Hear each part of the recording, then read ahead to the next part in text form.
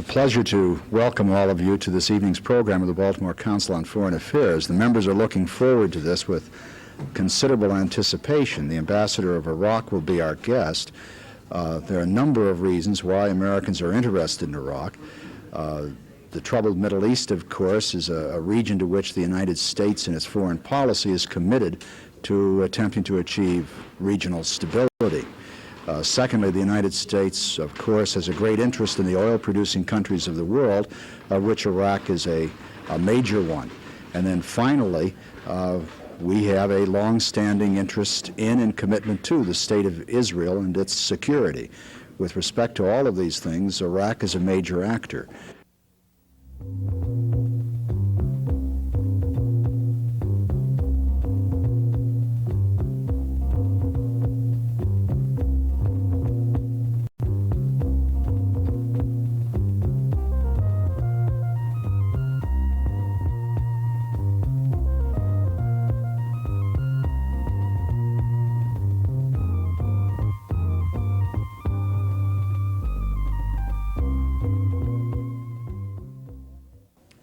Ambassador Hamdoon is a graduate of the University of Baghdad. He has served in the bureaus of the Ba'ath Arab Socialist Party's National Command, 1970 to 1981, and as Undersecretary of the Ministry of Culture and Information, and as head of Iraqi interest sections in Washington, D.C., before his appointment as ambassador upon resumption of full diplomatic relations with the United States. It's a pleasure to welcome Ambassador Hamdoon to the Council.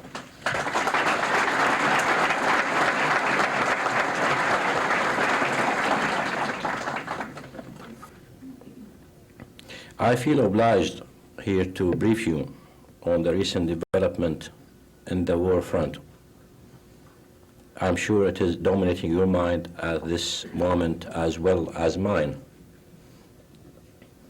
The recent round of fighting in the Iraq-Iran war started on the night of the 9th of February by a massive attack of Iranian troops on the Iraqi border, specifically in the south when they tried to cross the Shatt al-Arab waterway at many points.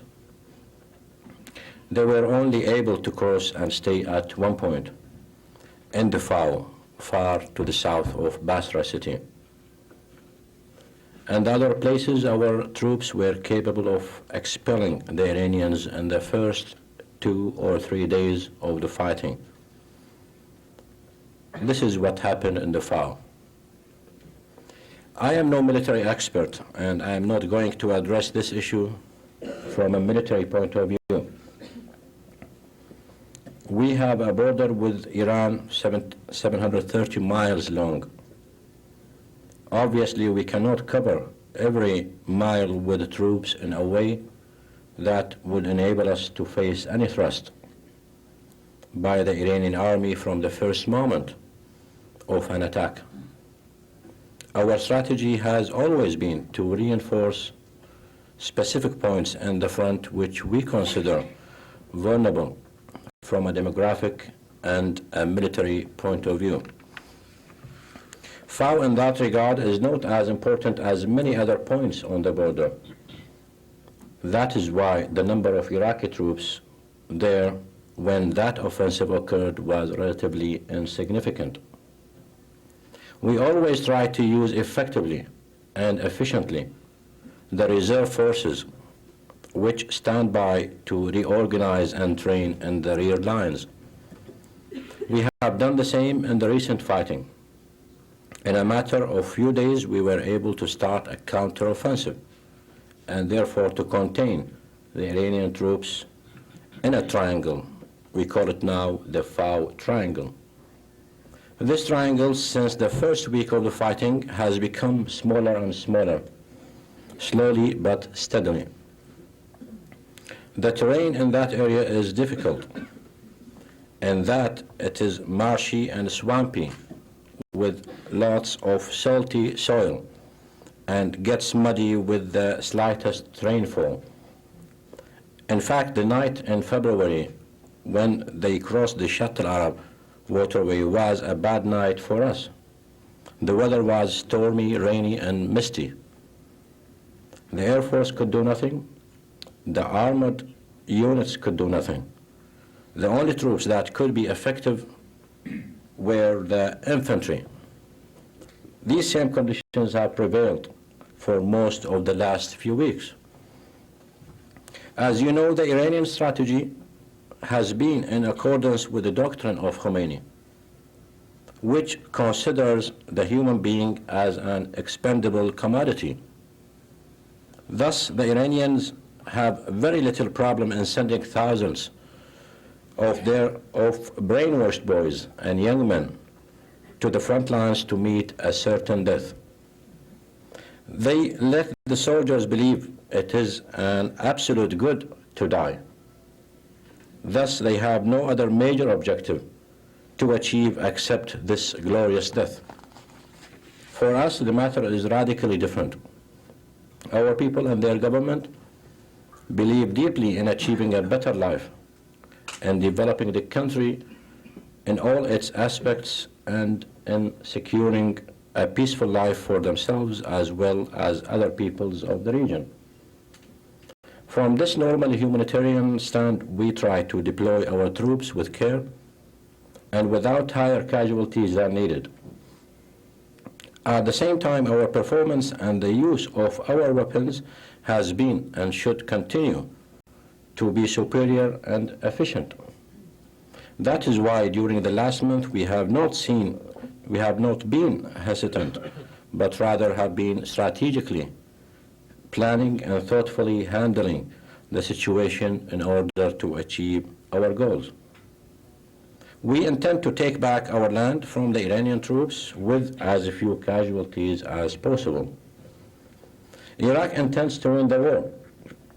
If we had at any point any specific intentions to win just one battle, we would have done so at any cost. I mean by winning the war that we preserve our territorial integrity and keep our sovereignty intact. Iraq has a long-term strategy to achieve that goal. We believe that this war could drag on for a long time, and that the regime in Tehran is not going to accept the peaceful appeals of Iraq unless it is pressured to do so by Iraq and other international and regional factors. That's why we should be conservative in the use of our manpower and our military resources. There is a difference between a conservative use of the Air Force and an inefficient use of it. Our Air Force was efficient in many cases, including attacks on Iranian oil installations and oil tankers. Raids during the last few weeks escalated against Kharg Island, Isfahan refineries, and strategic industrial plants. Some of those raids consisted of 30 to 40 planes which flew deep inside Iran, inflicting heavy damage. It is clearly unwise for our leadership to be losing pilots and aircrafts while the other party is betting on its ability to prolong the war and turn it into a war of attrition. We are aware of the other party's intentions, and we are building our strategy on our principles as well as on their concepts. This recent development proves for many people that the regime in Tehran was originally the one behind the war. It has always been a difficult job for me and other Iraqi and Arab officials to convince Americans that Iraq did not start the war. We were not efficient enough in the first stage of the war to reach out to Western countries, especially the United States. But that should not change the fact that the regime in Tehran, since its coming to power, because of Khomeini's fanatic doctrine, cannot live with peace and stability. It cannot accept peace with Iraq because peace with Iraq means boundaries, and that means recognition of the political boundaries between the two countries. Therefore, the regime would be merely Iranian, contradicting Khomeini's doctrine, which calls for an Islamic nation with him as the figurehead. Khomeini's mind cannot live with any modern government or with people who like to develop themselves rather than get engaged in struggles with other nations. The Iranians are now on Iraqi territory. Since the 9th of February, they have been issuing statements different from the ones we used to hear. They have now started to remind Kuwait, Saudi Arabia, and other Gulf states that the Iranian army is closer to their borders. They now talk bluntly about being the new neighbors of Kuwait, telling them that they should reconsider their position. They are saying that in the past they were able to live with Kuwait's support of Iraq, but they will tolerate it no longer. They say that now in public and through diplomatic channels to Kuwait and to other Gulf states. Kuwait's support to Iraq is not new. What is new is the fact that Iranian troops are closer now to Kuwait's borders. All this proves that the regime has hegemonic intentions in the Gulf region. The war with Iraq is the first stage of that process. The Iraqi people now feel more supportive of the government and the army. The Iraqi army is a major respected part of the Iraqi society. Every family has one or more of its members fighting there. We have seen in history many cases of a foreign invasion where, contrary to the expectations of the invading force, the government under attack got more support from its people. The same thing applies here. The Iraqi government has never been behind the continuation of the war, and its leadership has been clearly committed to accepting all efforts for a peaceful settlement and all United Nations Security Council resolutions. The Iraqi people put all the blame on Khomeini and the Iranian government for its position on the war. Therefore, I think the Iraqi people have more reason than ever before to get closer to the government and to the leadership of Iraq. Now, what should all this mean to the United States? I think the United States has a legitimate right to stability in that crucial region of the Gulf. Destabilization comes from Khomeini's doctrine and from other interconnected factors in the area. The wave of fundamentalism and extremism have evolved from different roots. On top of them are Khomeini's policies. Other factors are the frustrations of the people in that area, arising from the Palestinian plight in the camps, the Lebanese living under daily shelling, and the economic problems in some major Arab countries. All these elements contribute to the extremism phenomena, which is destructive to everybody, and firstly to the people of that region. They are like every other people in the world. They want to live in prosperity, to plan, to develop their societies, and to live peacefully with others. However, their priority is to secure their rights and feel safe in this world. They look to the major powers, including the United States, to consider their hopes and aspirations. The United States is a superpower, and therefore it has leverage on other great powers. The United States should talk with the Soviet Union and its Western allies and say, this war must stop. So let us sit together and work out a plan to put pressure on the party that's calling for its continuation. This new development in the war means a lot in terms of the threat that it posed on the region and on the Gulf states. The Iranian regime is not ashamed to threaten Kuwait publicly. Kamal Karazi, Iran's war information minister, was recently quoted in the Washington Post saying that a military option could be taken against Kuwait. We feel that this situation is even more disastrous for other states than it has been for Iraq. We are taking care of our borders, and we are fighting and sacrificing our people. Now in the 6th year, Iraq is fighting as efficiently as it was previously. There was a laissez-faire attitude in some circles in this country until last month's escalation, implying, well, the war did not spill over. The price of oil is going down, and other states in that area feel secure. So why should we care about this war? I may agree that this is not a grave situation for your interest and business in that area. But let us not forget that the regional power, which has kept the area secure, and the war from spilling over, is no doubt Iraq. Without the Iraqi steadfastness for 5.5 years, that is, if Iraq had collapsed for any reason, I am sure you would have seen a different region.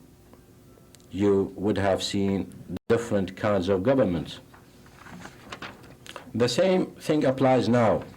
Iraq has sustained itself and has been capable of stopping the war on its borders.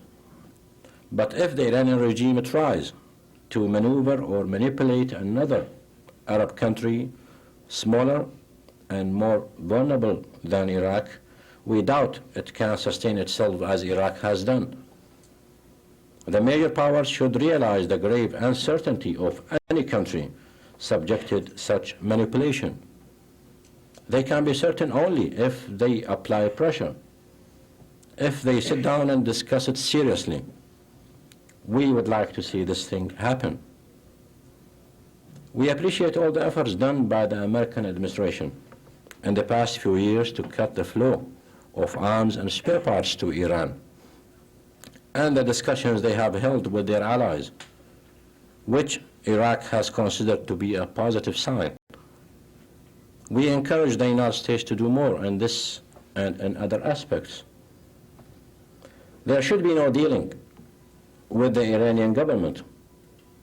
The Commerce Department figures show that in 1985, some private American firms imported $636 million worth of Iranian oil. Everybody knows that the Iranian government does not use this cash to develop the country, to improve the roads, build hospitals or schools. They are not interested in all this. They spend the bulk of their revenues to support terrorist groups and to support the military effort to invade Iraq and to overthrow its government. Why help them to do this, especially at a time when oil is so abundant and there is still a glut? Here I should say that if things escalate and the war spreads in the Gulf, Iraq should not be held responsible. The responsible party for this is Iran, and in my view, also the major great powers who have either been silent or done very little to stop the war. Regarding the economy, Iraqi performance was and is still sound. Every oil-producing country has suffered a lot in the past few months because of the drop of and the prices, Iraq included. But the Iraqis are well acquainted with this situation. The Iraqis have lived from the summer of 1982 until late 1984 with about 650,000 barrels a day. of exports, which was much less than its pre-war capacity of 3.2 million barrels a day. In 1985, we raised production, exportation, to about 1 million barrels a day. Now it is raised to 1.7 million barrels a day, plus 300,000 barrels a day sold by Saudi Arabia and Kuwait on behalf of Iraq. This makes the overall exports now at 2 million barrels a day. Therefore, we are going to live with more revenues than we have lived with before. All the major projects of development in Iraq are still going on, and the foreign business with Iraq is still very sound. Our relations with the business community in the United States is growing. In the past 6 months, we have established a good working relationship with many American companies who are more interested now than ever to do business with Iraq. Due to the new political environment between the two countries and to the recession we are witnessing in many oil-producing and developing countries.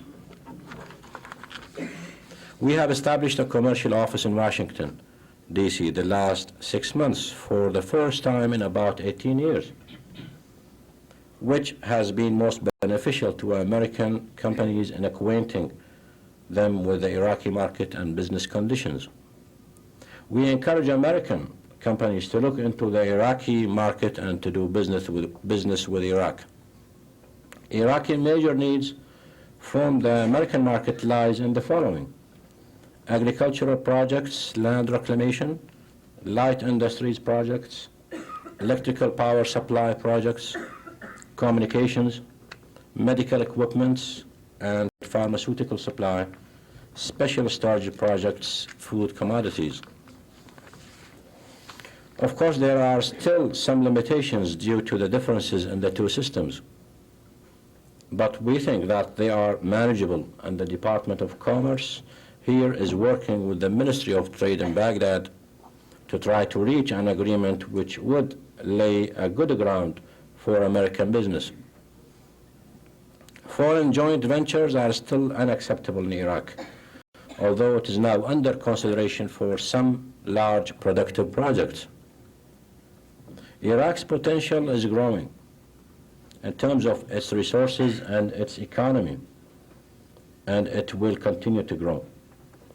Its oil export capacity will have risen by 1987 to 3.2 million barrels a day, with the new projects now under construction, a second pipeline through Turkey and the second stage of our pipeline through Saudi Arabia, not to mention the pipeline under consideration through Jordan to Aqaba port. In addition, if the war stops, Basra port installations could export about 2 million barrels a day. And if our pipeline through Syria is to be reopened, another 1 million barrels a day will be added to our capacity. So the prospects for Iraqi economy are promising, and the fact that it is second only to Saudi Arabia and its proven oil reserves is significant in its prospects for future economic growth. The size of Iraq's relatively skilled population, its agricultural base, abundant water and arable land, and its thoughtful government are elements surely considered by all analysts, which give Iraq good prospects, not just for now, but also for the future. These are important facts for the American people to keep in mind. Thank you for listening.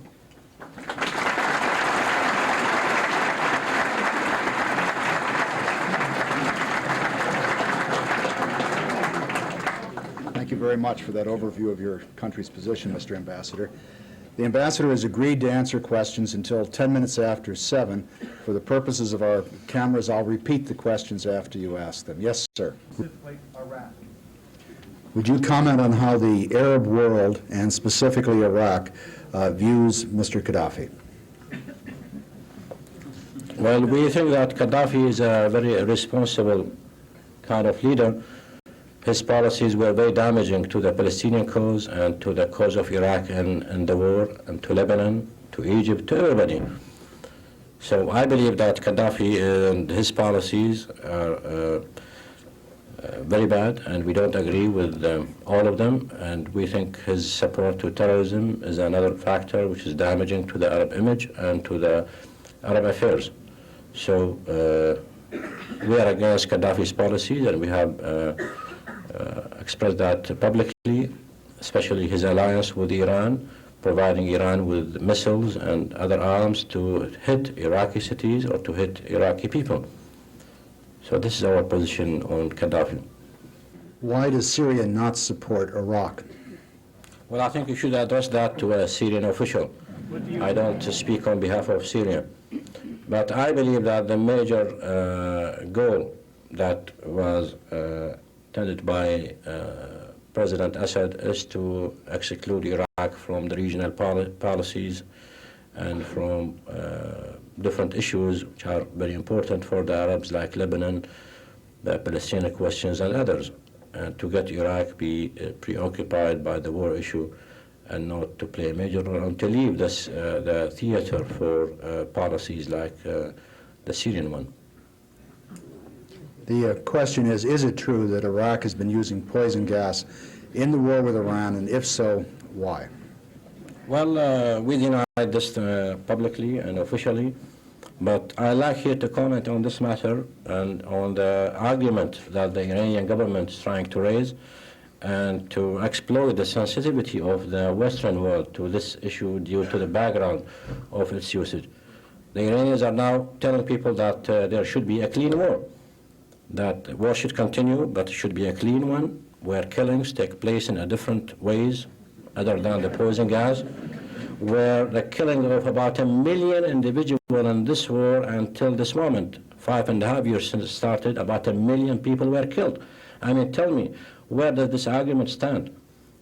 We don't believe that there is a clean war, an ugly war. All wars are ugly, are dirty, and I think that all the international communities, all the great powers should really put all the pressure to stop the war, rather than get engaged of any of its byproducts, which really get the issue into the hand of Khomeini. The question starts with the observation that Iraq has been successful in a number of, against a number of offensives from Iran, and that this has been helpful to the other countries in the region. The question is, what do you think would have been the consequences for other countries in the region if Iraq had not been successful? Yeah, I think if Iraq was to collapse for any reason in the past 5.5 years, I'm sure you'd have seen now Khomeini-type fundamentalist government in Baghdad, where the clergymen sit and rule just the way they are ruling in Tehran, and they have provided, and they are very well prepared sitting there. We have seen them on some interviews, some Iraqi clergymen sitting there preparing themselves to rule Iraq whenever the moment comes when Iranian troops come inside Baghdad. And of course, when Iran and Iraq become together an Islamic state, sort of Khomeini Islamic state, I don't feel that other countries in the area who are less powerful than Iraq, who don't have the manpower of Iraq and the military resources of Iraq, will withstand this. So I feel that if Iraq collapsed, we'll have seen different political systems in that area, and I don't exclude by the Syria or other countries who believe that they have any benefit from the continuation of the war. The short-sightedness of some of those countries, I think, is not acceptable unless they really believe that Iraq will contain this wave of fundamentalism, and they are relying on Iraq's steadfastness. And they know that Iraq will sustain. Unless they believe in this, I think they have a very short-sighted view on the issue. Yes, sir. what is the status of the nuclear reactor which Israel attacked a number of years ago? Well, that reactor is destroyed totally, and there's nothing now going on to rebuild that reactor. Yes, sir. Building on that last question, when shortly before that reactor was attacked, I believe your president made a speech in which he said that while Iraq was planning no nuclear weapons to be built, if that would ever be the case, your country was attempting to assure Khomeini that those weapons would never be used against the Islamic Brethren in Iran, but perhaps against the Israeli devils. In the 5 years that the war's been going on, I guess we would all agree that the Iranians have become the devils, and I'm wondering if your country, in its move towards the West, at least somewhat towards the West, is willing to reconsider its position on the Camp David Accords and perhaps consider entering into some sort of peaceful negotiations with Israel? Would you comment about Iraq's current position with respect to Israel? Well, I haven't seen any such announcement on any use of nuclear weapon by Iraq, because we have said that this reactor was not built for any military purposes, and we were a member of that treaty of this international agency for atomic energy, and we accepted its inspection all the times, and there are many reports out of this agency saying that they didn't see through all their inspections any evidence of such activity trying to build a nuclear reactor, a nuclear bomb. While at the same time Israel was the party which until this moment does not accept any inspection on its nuclear installations. I think that was the major question. I guess the Camp I think On the Israeli thing. Iraq's position is, in this respect, that we support the Palestinians represented by the PLO, Arafat leadership, and whatever they think feasible to them, whatever they think useful to their cause to establish their rights, we are going to support. And we think that the Arab interference and the Palestinian affairs during the last years or the last decade or two was very damaging to the Palestinian cause, because if we all know that there are 22 Arab countries, and therefore there are 22 Arab plans and views. And if the Palestinians are to receive and to face pressure from the 22 Arab countries, it would be a disastrous situation. That's why, by principle, we feel it's up to the Palestinians to decide, and it's up to the Arabs to support. That's why we believe that the Jordanian-Palestinian agreement was a very positive sign towards a peace process or towards securing the rights of the Palestinians, and that's why we believe that the countries who are bordering Israel have the right to discuss this issue more seriously and to be more engaged in that process. And I include in this, of course, the PLO. On Camp David, we have said that before, and we say that this now.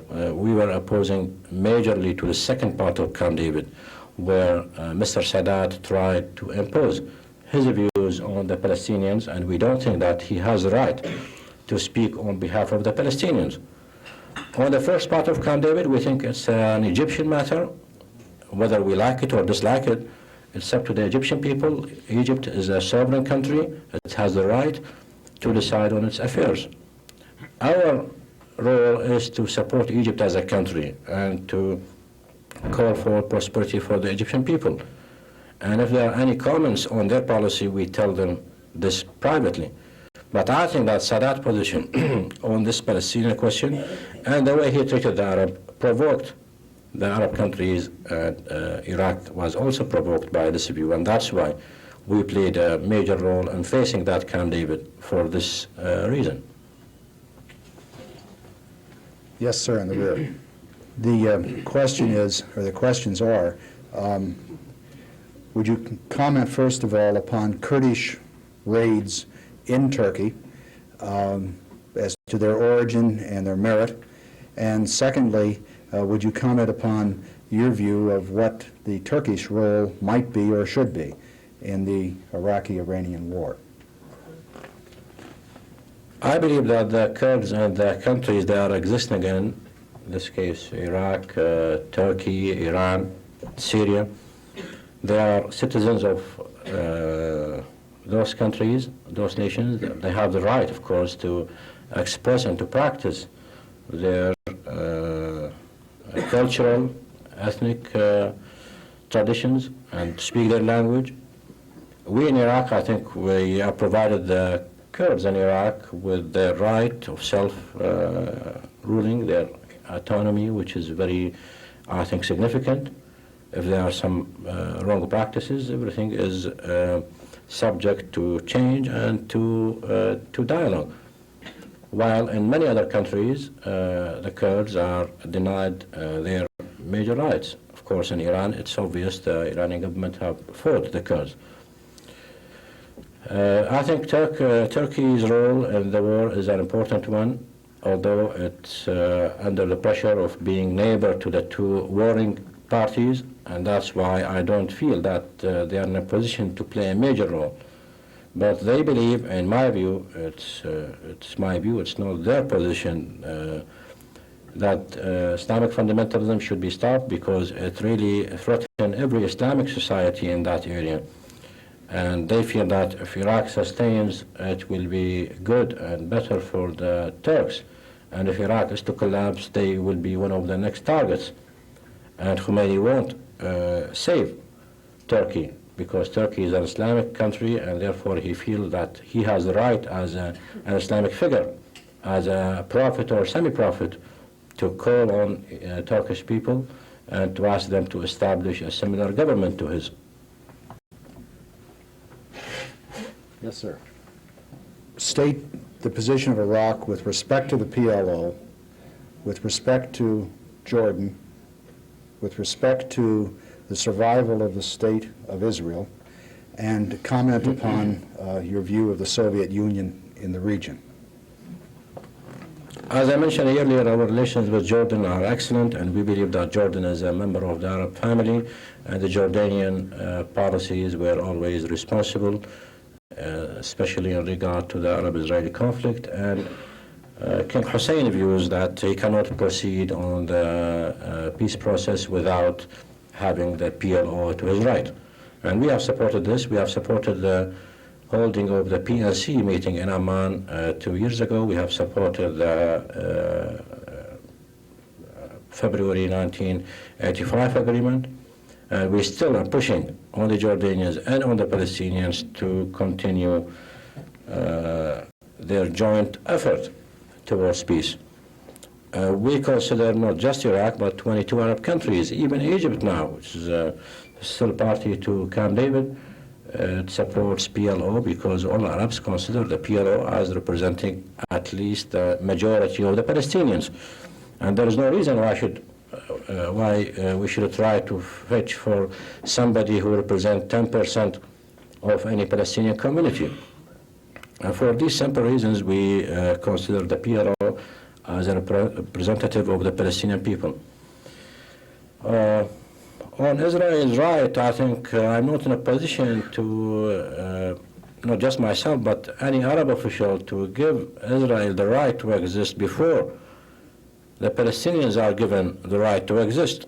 I think that's a very fair view, and we believe that Arabs should be asked on this issue after they feel that their fellow Palestinians are secured in a homeland, which I feel it would be towards peace.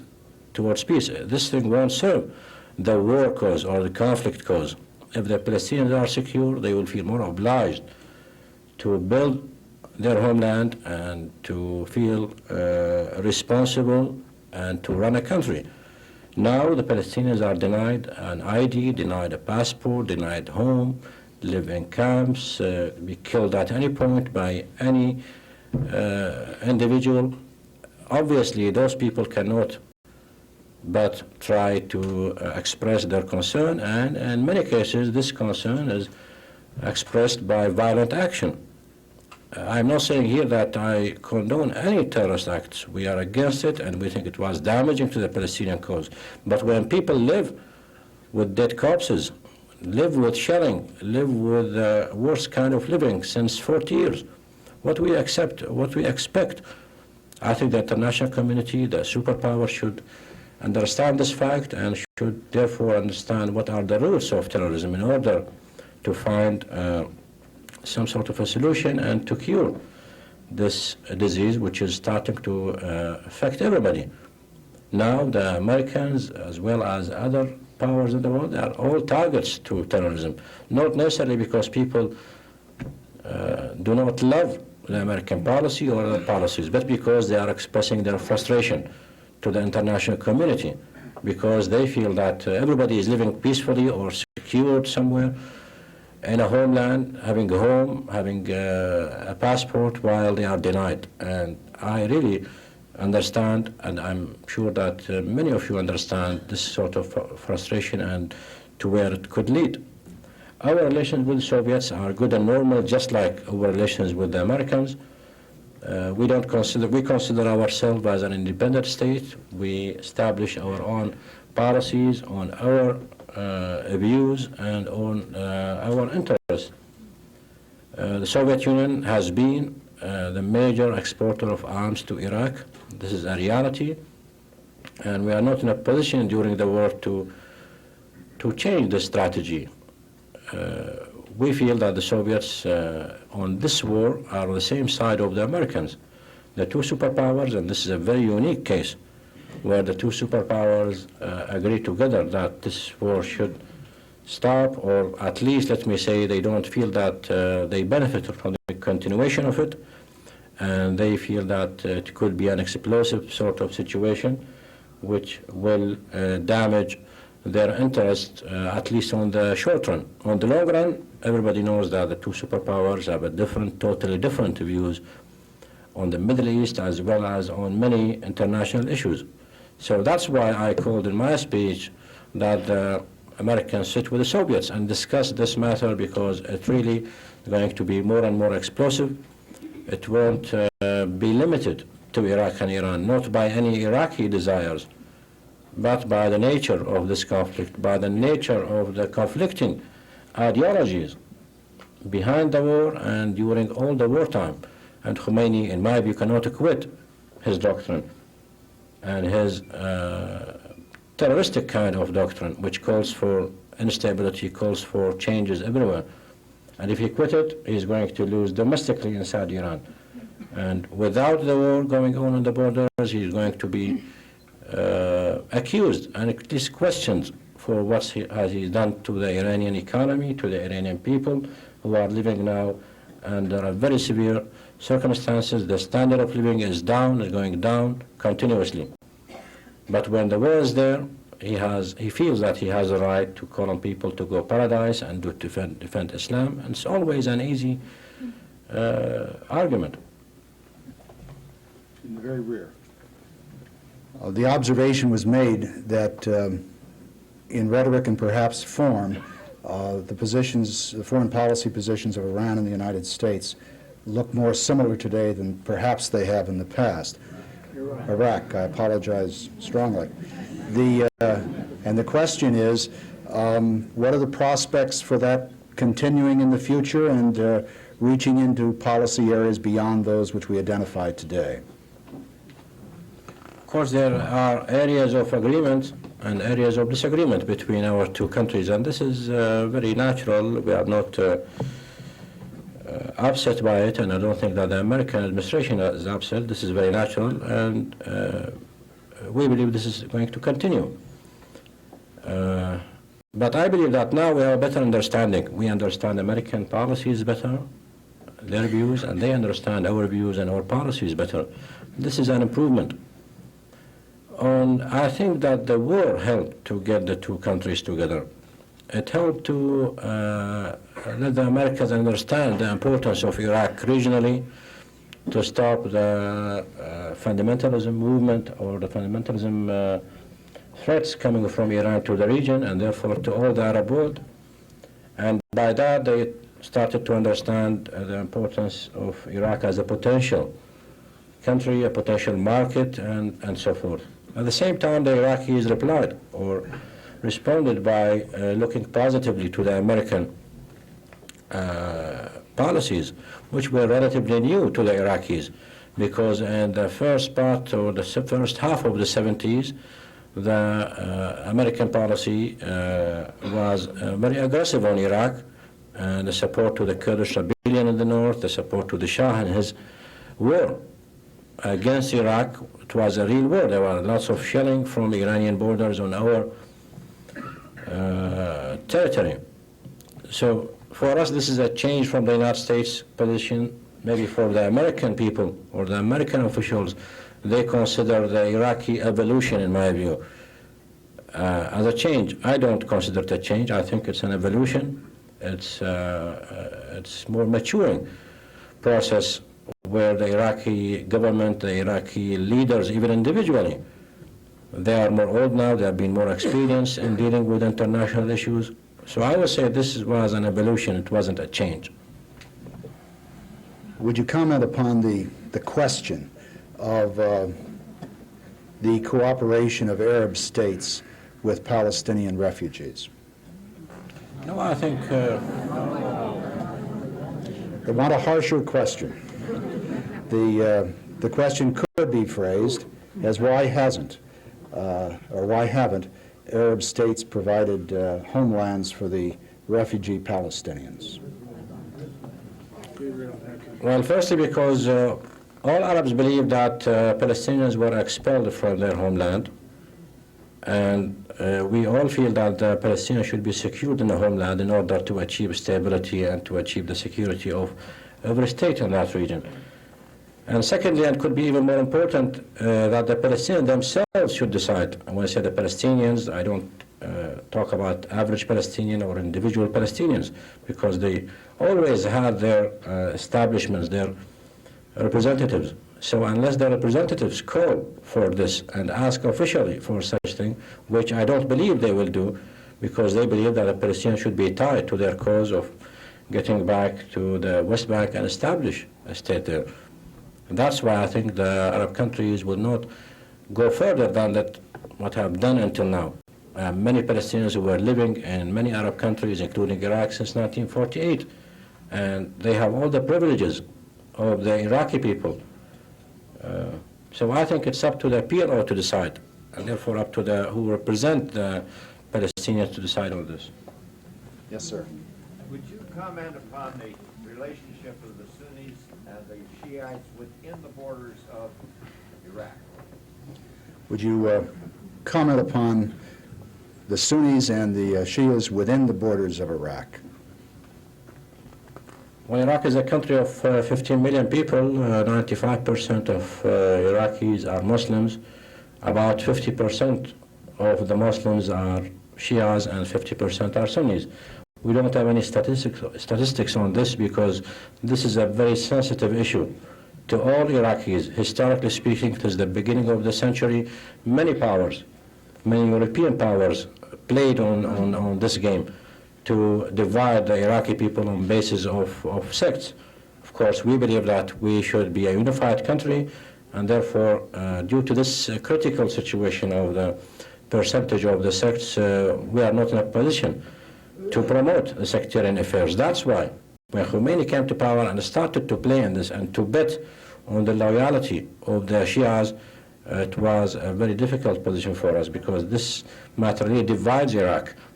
And if you look into the Kurdish situation, which was also exploited by many, and Khomeini himself tried to do this, Iraq could have been turned into 3 states very easily. I mean, if the government is to collapse or the army is to collapse. But everybody knows that now we are in the 6th year of the war. The Shia people in Iraq have fought Khomeini just like the Sunnis have done. Our army, in the army usually even the percentage is more. The Shias are over 60%. But they were fighting Khomeini and his mullahs now for 6 years. Yes, sir. When the Shah exiled Khomeini, he went to Iraq for about 3 years. Why did Iraq accept him prior to him going to Paris to wage his revolution? Why did Iraq accept Khomeini prior to his going to Paris? Well, Khomeini stayed about 15 years in Iraq, in exile in Iraq, and he was considered a guest in Iraq. Of course, when he came to Iraq, it was years before the Ba'ath Party coming to power in Iraq. So when he came to power, he was living there in Najaf, and he was considered some sort of a religious figure, sitting calmly in Najaf, living there. But when he started interfering in Iranian affairs, when in the last few months of the Shah power, we told him that, look, Mr. Khomeini, we abide by the 1975 agreement, which includes a major item of non-interference in each other's affairs. And if we give you the right to activate your groups from Baghdad, we are giving the same right to the Shah to support opposition groups in Iraq and to do the same thing, which means an end to the treaty. And we honor our signature on that treaty. So please, if you like to stay calm without any activities, you may stay. If not, please leave to any other country. And that's what really happened. I mean, he went to Paris because he couldn't afford sitting in Najaf without any activities. But we honored, I think, our signature. We're nearing the end of the period, and there are more hands up now than when we began. I'll try to be fair to call upon people in the order, the last few questions in the order in which the hands were raised. And I believe, first of all, the gentleman in the next to the last row, you, sir. Mr. Menzies, you'll have to wait for a moment. The gentleman behind you.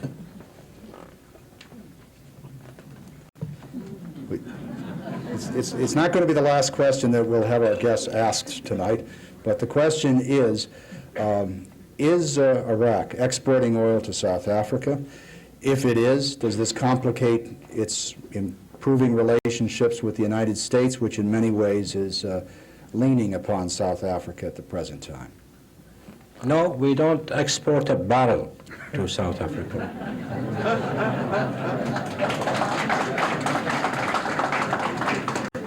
The gentleman next to the cameras.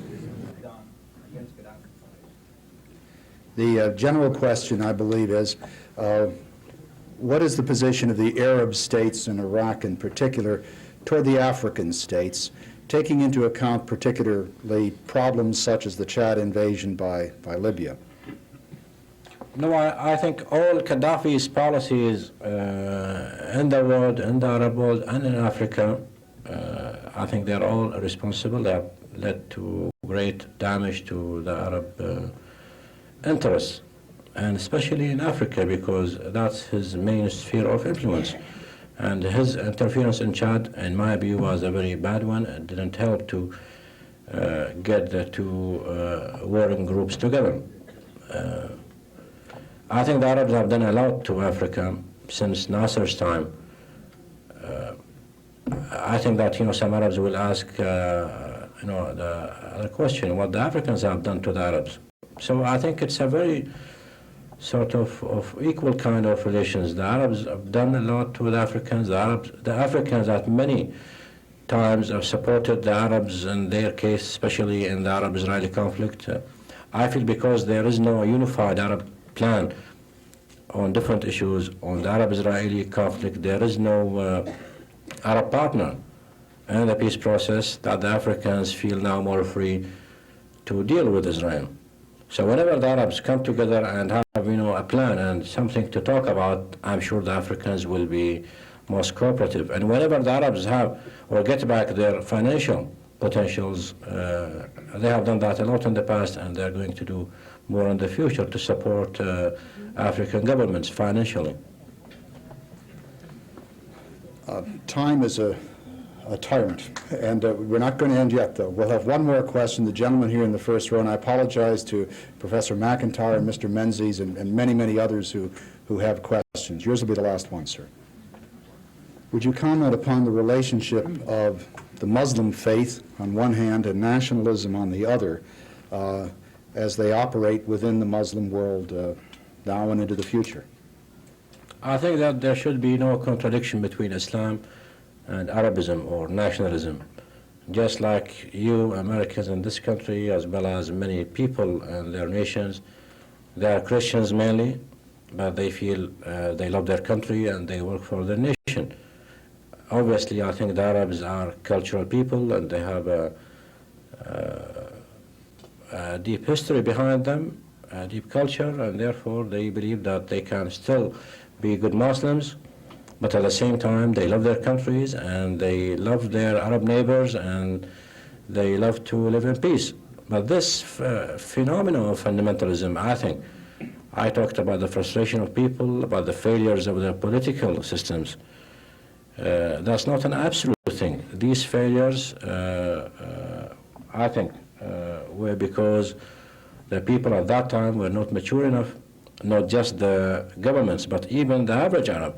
Now the Arabs are better off. I mean, every individual Arab is better off, more mature, knows more about international affairs, and that's why I think even the governments at the moment are more mature, and that's why if any government is to secure its people economically and politically and to give better freedom for the individuals, for the public opinion, that the trend will be changed, or let me say the trend will be towards more pan-Arabism.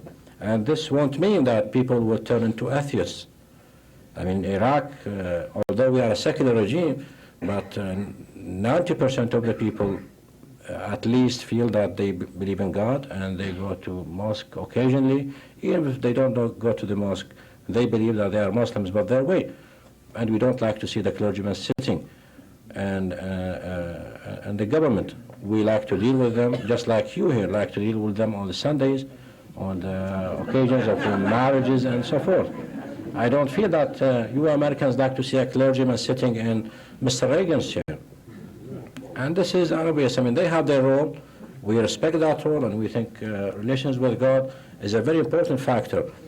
And in our country, all the government people, from the president to every other member of the cabinet, they are Muslims, and they believe in God, and they go to the mosques, but they don't like to see a clergyman getting out of his business, which is usually in the mosque.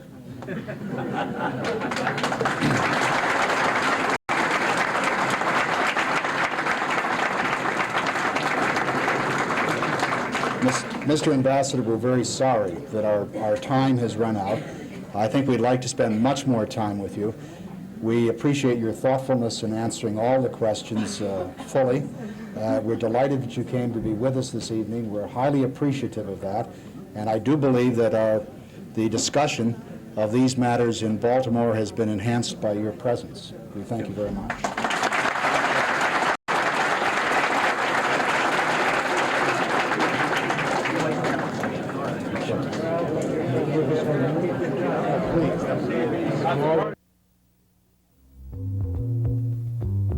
It was good to have you join the members of the Baltimore Council on Foreign Affairs for this evening's session. A transcript of the program is available at a cost of $5. The Council is a private, non-profit, non-position-taking organization dedicated to foreign affairs education. Membership is open to the public, to all citizens seriously interested in foreign affairs. For membership information, merely call the Council at 727-2150 or write to Suite 2155 at the World Trade Center.